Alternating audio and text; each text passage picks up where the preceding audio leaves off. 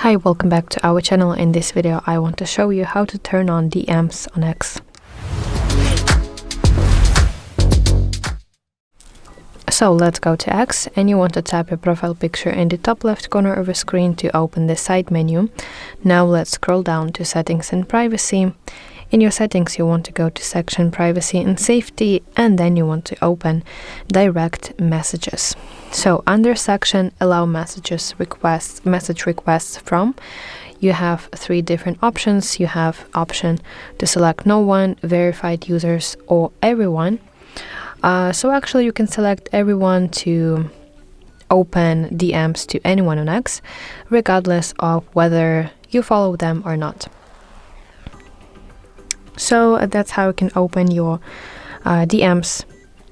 That's how you can turn on your DMs on X. I really hope that you find this video helpful, and if so, if it helped you, please like this video and subscribe to our channel to see more content like this.